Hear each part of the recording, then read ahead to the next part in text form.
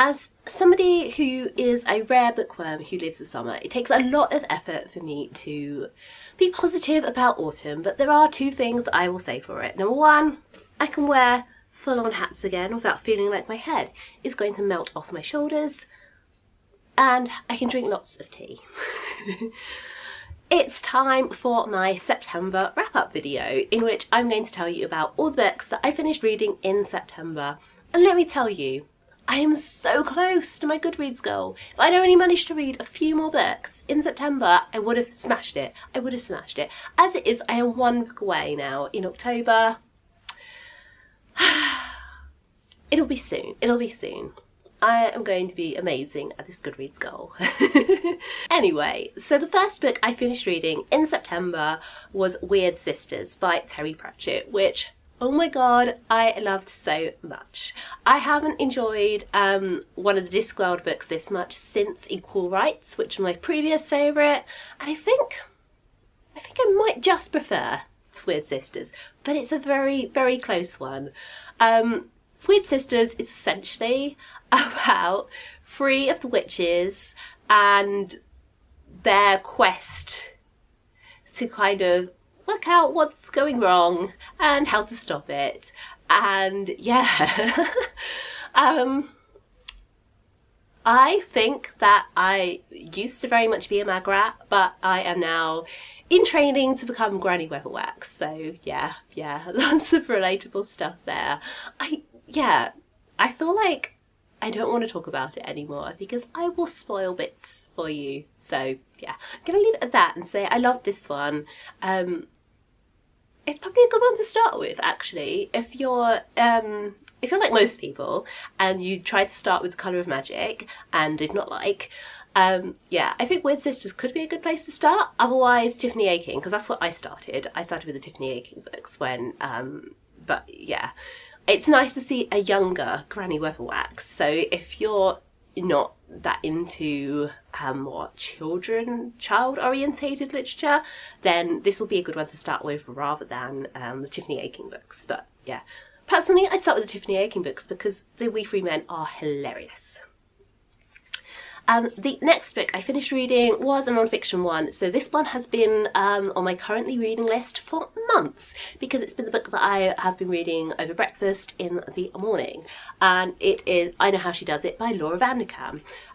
So I would say this is the least accessible, least applicable to normal people book of Laura Vanderkam's, and I mean, she's upfront about it. This is a book that looks at the lives of women who earn six-figure salaries in the US, and I think all of them have children as well, and it's about how they juggle their work and their life, and it's interesting, but I think it's more for if this applies to you, or you are a completist when it comes to Laura Vanderkam, because I'm definitely a completist when it comes to authors. I like to read everything they've written, and so I did read this and I liked it, but you know, I am not a six-figure earner, and I don't plan on having children, so yeah, this wasn't that applicable to me. It was interesting, but I think that if you are a ordinary person, probably if you are a child-free person, that I would probably skip this one, or at least go to it later and start with 168 Hours, or what is it called? The most recent one that I love. My mind has gone blank. Off the Clock. Yes, definitely start with Off the Clock or 168 Hours rather than this one. But if you are a woman earning six figures or close to it, because in the UK, like slightly less than that would be equivalent to that in the US, I guess. Actually, because we have the NHS and we don't need to pay for health insurance, yeah, you could probably get away with, you know, considerably less money to consider yourself a super high earner. But yeah, if you are in this position, then yeah, probably great for you. But otherwise, probably only one if you want to read everything that Laura Vanderkam has written, because she covers basically everything in this in her other books. It's just that the examples in this are more often than not unique to this book. So if you would like to see more examples of what she talks about in her other books, then this is actually probably quite a good thing to read as well. At least that's what I got out of it, seeing the examples. But yeah, probably, not for everybody, not for everybody. The next book I finished reading was Resolution Way by Neville. Now, I had never ever heard of this before it was picked as my book club read. We read it because it's set in Deptford, which is local to us, and yeah, this was my work book club. And yeah, this was really, really interesting. It actually took me until the book club session to get what the author was trying to do. It starts with this one guy who is a twat, basically. He's awful. He's really, really awful. He basically, he's an author whose previous book didn't go very well, and then he hears of this mysterious other author who decades ago wrote this book and has disappeared, but only very few people know about it. So he hatches a plan to get hold of all the chapters of this novel and then pass it off as his own work. But thankfully, you don't actually have to put up with this guy's awful point of view for too long, because then it moves on to other characters who all knew this person. And what's most interesting about this book is the ending, because it's sort of an from the title, Resolution Way, what I got is that it's trying to explore the reader's expectations of a resolution. Also, that is a road in Deptford. But yeah, and that was interesting. But it does mean the book kind of finishes quite abruptly, because it just kind of presents you with a series of possible endings. So if that doesn't sound like your kind of thing, and I don't know if I've kind of spoiled it too much, but yeah, I feel like it's a very hard book to describe without mentioning that. The next book I finished reading was Goodbye Johnny Thunders by Tania Kindersley. Another book I hadn't heard of, but I picked it up in the charity shop I used to work at, volunteer at rather. So I used to run the book section, and I used to spend a lot of time looking at the books. And so I'd find myself drawn to books that I hadn't heard of, and I'd flick through them and I read a few pages, and more often than not end up buying them and taking them home, and this is why I'm in the situation I'm in with my SOTBR. So I finally got around to reading this, and considering I last worked in that charity shop in 2011? Or was it 10? 2011, I think. Yeah, so I last volunteered in that charity shop in 2011. So this has been on my shelf for 8 years. 8 years. 8 years. But as part of my summer project, it made it onto my summer project TBR, and so I picked it up and I read it, and I actually quite enjoyed it. I wasn't that into the story. So it's about a woman who she's like a young American living in London it's the 90s, yeah. I think this was published. Yeah, this was published in the 90s, so it's contemporary for the time it was written in. Yeah, so she's young, she's American, she's living in London, she's working at a magazine, she has these really cool, interesting friends, and then she embarks on this relationship with this really dodgy guy who's a drug dealer, except she thinks that somehow things will work out, despite the fact that everybody's like, no, he's dodgy, mate.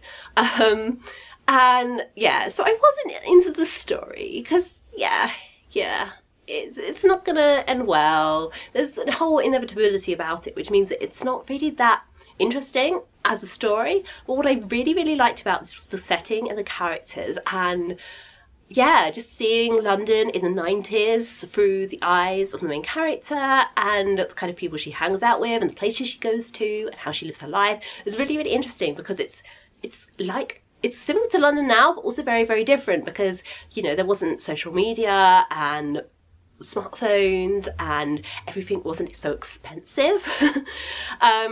So yeah, it was really, really interesting to see, and so I would recommend that if you want to see what London was like in the 90s, essentially. But not so much for the story. The next book I finished reading wasn't really a book. It was billed as a novella, but to me it felt more like a short story. It wasn't very many pages at all, and that was The Lost Sisters by Holly Black, which is a sort of in-between story in between The Cruel Prince and The Wicked King. So I finished reading this in August, and then I discovered that the library had The Lost Sisters, so I thought, why not, I'll download it and give it a read, and I liked it, but it's so short. So short. It's interesting because it's from the point of view of the other sister in the story, and you kind of get to understand a bit more about why she did what she did in The Cruel Prince, but yeah, it's very short. So yeah, bear that in mind. So the next book I finished reading was Vegan Virgin Valentine. So this is quite an old US contemporary YA book, published in 2004. It's about a girl called Mara Valentine, whose niece, because she has a much older sister, who had a baby when she was quite young, is just a year younger than her, and she ends up coming to live with her and her mum and dad, and kind of disrupts Mara's life. You know, she's a straight-A student, she's very rigid, and she doesn't really relax, and you know, her I keep thinking of her cousin, but she's not, she's her niece.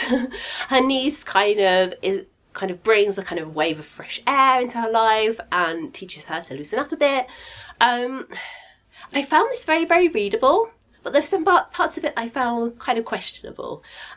So there's two things really. First of all, Mara is a vegan, and she's not a vegan for moral reasons. She's a vegan because she wants something to control about her life. And yeah, and I find that really troubling. I'm not myself a vegan. I am a kind of describe myself as a mostly pescatarian. You know, I eat meat like once a week, if that. And mostly stick to fish and vegetables, and I do eat dairy, but yeah, I find it I was offended on behalf of vegans, you know what I mean? I just kind of thought that this is not, you know, if someone wrote this now, then people reading it would think, you know, a lot of people reading it would be vegan, and yeah, it just wasn't great. And the other thing is that Mara is a 17-year-old who, over the course of the book, ends up having a relationship with her boss, who is 22, and no. Yeah, I just, no. You know, that's, if they were, like, if she was 22, and he was 18, 19,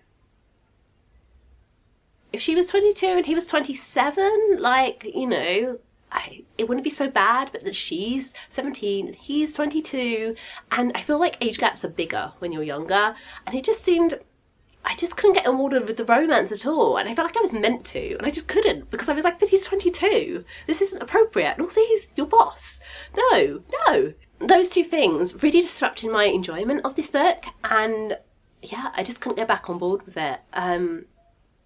But I did find it very readable, and it was very easy to get through. But yeah, I can't recommend it because of those two things, even though it's, you know, really easy to read. This is, I think, the third book by Carolyn Mackler that I've read. I also read The Earth, My Butt and Other Big Round Things, and let's see if it's mentioned in here or if it was published afterwards. Love and Other Four-Letter Words.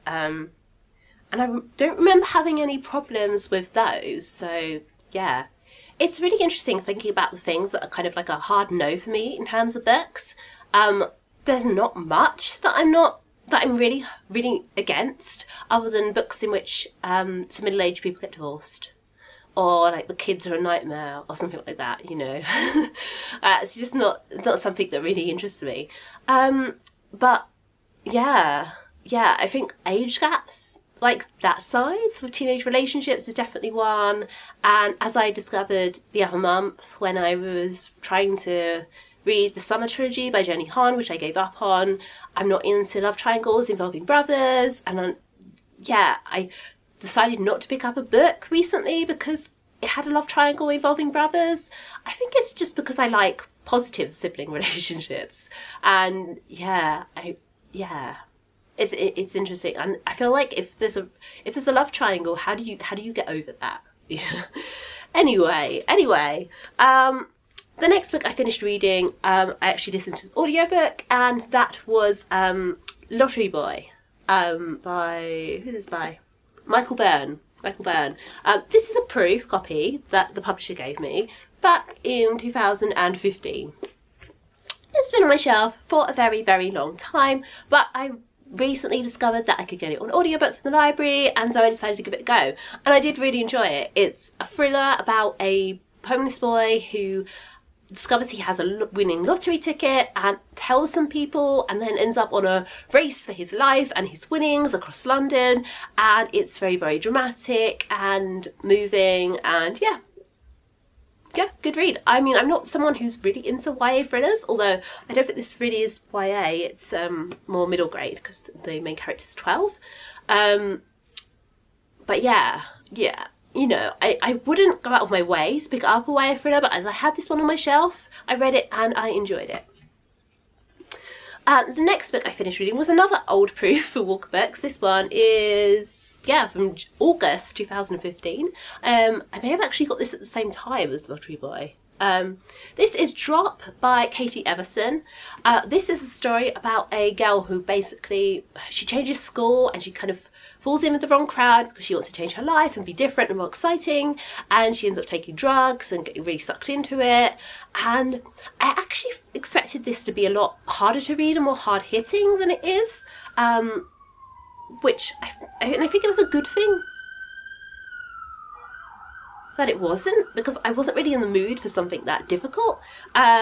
But yeah, I saw that I could get it as an audiobook from the library, so I thought, you know what, I'll give it a go, and I did enjoy it. I did enjoy it. I found it actually to be quite funny in places. The main character has two groups of friends, essentially. She has the sort of, what she describes as like the plain smart girls who are kind of her usual crowd. All the other schools she's been to, she's fallen in with them, and they are quite a funny, fun group, and I would love to be friends with them, you know. I don't know what she was thinking. And yeah, those were my favourite bits of the book. But yeah, I did find it quite believable. I think the author said that it was based on personal experience, so that's interesting too. Yeah, I enjoyed it. The next book I finished reading, I absolutely loved, and that was Our Stop by Laura Jane Williams. I listened to this on audiobook, again from the library. I don't have a physical copy of this.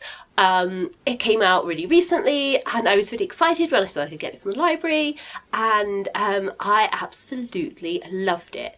If you want a romance that is very cute, that has good people in it, and you just want some pure escapism, read this book. It was adorable. It's set in London.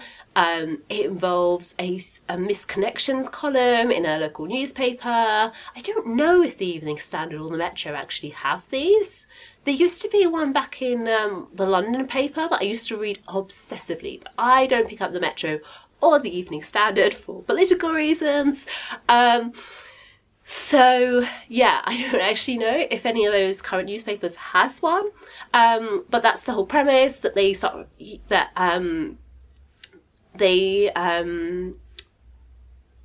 woman character Nadia has been gets the train kind of erratically, and this guy Daniel, who sees her on the train, writes to her and wants to meet up with her, and says, you know, eventually they get to the point where he's like, I'll meet you on the platform, but then she keeps missing the train because she's late, she stays at her friend's house, that kind of thing, and like they just keep missing each other, and it's really emotionally engaging, and I loved seeing how their relationships with their friends develop as well as their romance, and it was just lovely. I loved it.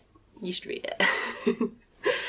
Then I read a book, or listened to a book, that I had very, very, extremely mixed feelings about, and that is the sequel to Sophia Khan Is Not Obliged by Ayisha Malik, The Other Half of Happiness. So this is kind of a what happens next. So it's not spoilery to say that at the end of Sophia Khan is not obliged. Sophia gets married. I won't say to who. And what was good about this book is that I think it was quite realistic on what can happen if you've married somebody you don't really know that well, you know. Yeah. But where it fell down for me was that I don't think it matched the expectations set up by the reader, set up for the reader in the previous book, because the previous book has a really romantic ending, and so I think a lot of people, me included, would go into this expecting more of the same. And although I'm open-minded and I like realistic books that don't have neat happy endings, I felt kind of let down. And as much as I appreciated what it was trying to do, I felt that it took a very, very, very roundabout route to get there. And a lot of the things that I loved about Sophia's character in the first book, because of all the turmoil she's going through in the second book, just weren't there anymore. You know, in the first book, she works in publishing and she's so passionate about books. And in this book, her passion doesn't really seem to be there anymore. She's just kind of, and she becomes a much more passive character. You know, she's not the most active character at the start of the first book because she doesn't decide to write a book. The assignment's given to her by her boss, but, you know, she really takes it and she runs with it and she makes decisive decisions. And in this book, she just kind of lets everything wash over her for an incredibly long time. And yeah, very, very, very mixed feelings. I would love to know what you thought of this one if you have read it. So that's the end of my September wrap up. Thank you very much for watching. Please give this video a thumbs up if you enjoyed it, and subscribe if you'd like to see more from me. If you would like to see even more of me and you would like to learn how to read more books and find more books you like and make the time to read them, check out my free e-course. The link is in the description box. You'll see me again soon. Bye!